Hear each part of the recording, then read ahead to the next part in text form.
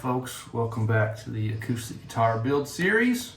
Today is a very exciting day because the top and the back are both glued on, which means we can actually take this out of the mold for the first time.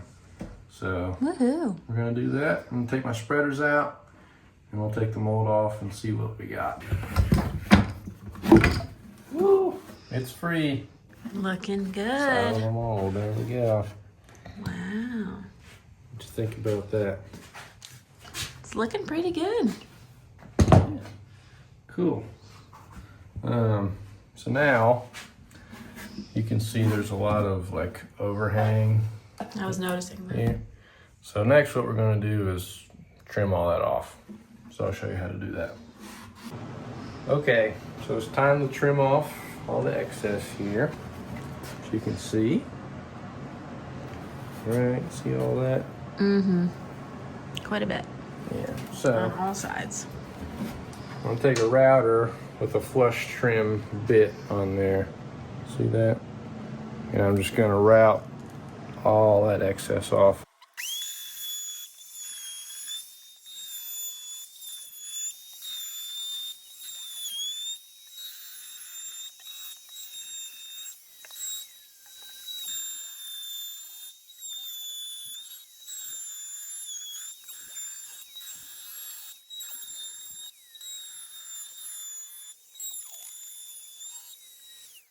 Looks much better on the top and bottom.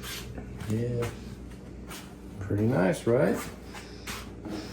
This thing is a very light guitar. This thing doesn't weigh anything, which is good. When I tap on it, I don't know if you can hear it, but that thing rings like a bell. So I know it's gonna sound good.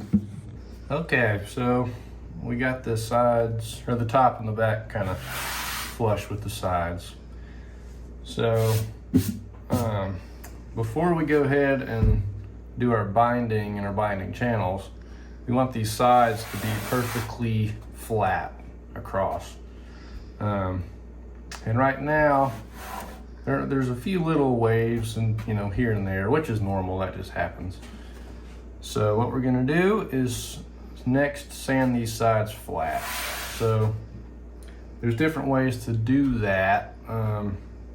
You could use like sandpaper with like spring steel and just sand it, or you can use a rolling pin sander, or I'm just going to use a regular orbital sander. And the way I know it's flat is I'm going to take my pencil and I'm just going to mark a line on the whole side like that.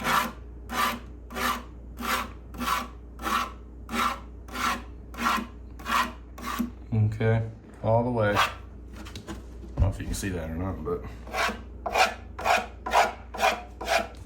Yeah, we can see it fine. okay. Just gonna make some marks and then maybe make a few more marks.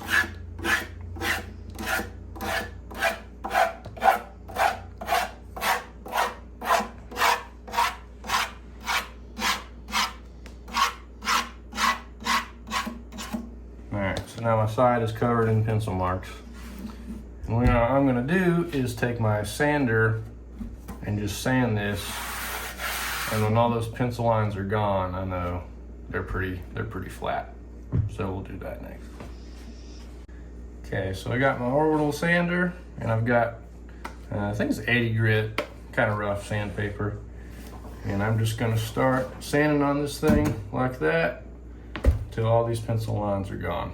So, cue the music.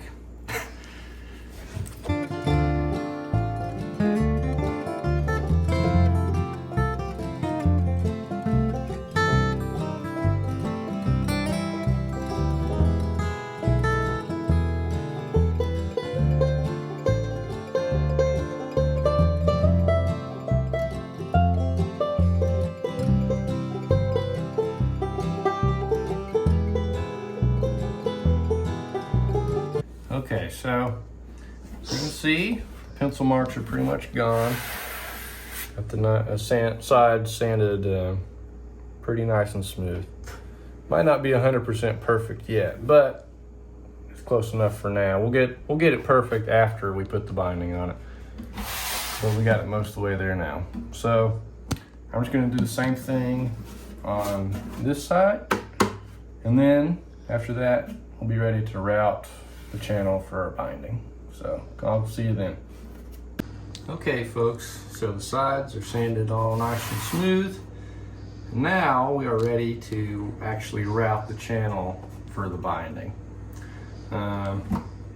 If it's your first time doing this, this can be really scary because you spent hours and hours getting the guitar to this point, and now we're going to take a router to it and cut a channel all the way around it.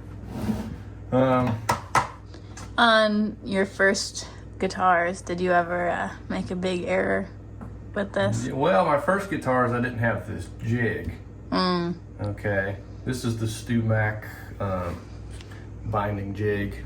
There's a bunch of different jigs out there. This is just the one I have. Works really nice. See, it just has a router that can slide up and down to adjust to the height of the guitar. Okay? But my first guitar, and my first two, I actually did it by hand with a chisel. It took me forever. Wow. And it didn't look the best either. So our router is kind of the only way to go. But my number one piece of advice is to do what we call climb cuts. And the way you look at it is the router bit is spinning clockwise. So you don't want it to go into the grain. You want to go kind of with the grain, if that makes sense. So I look at like these points of the guitar is like a mountain peak. And I want the router to go down the mountain. I don't want to go up. So like, basically I'm going to start the router right here. I'm going to route it to like this point, this way. And then I'm going to start at this mountain peak right there. I'm going to route it down to that point this way. And I kind of do that on all of them. And that gives you the best chance to not tear out a huge chunk of wood. So if you're cutting binding channels, that's my number one piece of advice, is to do those little climb cuts, okay? And we got it in the little cradle here. Just holds it nice and still. And my router, I'll show you here. It's got a bit in there with a bearing that is a little smaller than the bit itself. So that cuts the channel to the right width. See how it kind of sticks past it? Okay, and that, I just took my piece of binding, just a scrap piece, and I kind of just sit it right in there, and you can see how that's flush. See that? So, and I also made it the right height too. All right. So now we're just ready to route that thing. I usually start here, go down, then here, then down, and I kind of just work my way around it, okay? So you'll see how I do that. The month of May blushes in shades of wildflowers, where my love has gone off to find another. He found her lying pretty in a field of bluebells. Oh, how quickly and softly he fell. Ooh. Okay, we cut out the channel on the back, and you can see how nice and pretty that is. Oh yeah. See that? Almost looks like it was done by a pro. Yeah, almost. So if I take some binding, I put it on there, you can see how nicely that's gonna fit, right? Oh yeah. Looks pretty darn good. So now we're just gonna do the same process on the top. but it's a little more involved because there's a couple extra pieces we have to do. But I'm gonna do that exact same channel first on the top, and then we'll have to cut a smaller channel for the extra purfling. So I'll show you that here in a second. Okay, so I got the binding channel on the top cut, but now I'm gonna do a little like black-white purfling around there. So that means we gotta route another channel. So I've got two little purfling lines there, just little cutoffs. So my binding will be like this, and then I'm gonna do two lines inside of that, like that. Okay, so I put in the right bearing, and I got the bit to the same height as this purfling. So now I'm just gonna route that around there so it'll accept the purfling. So here we go.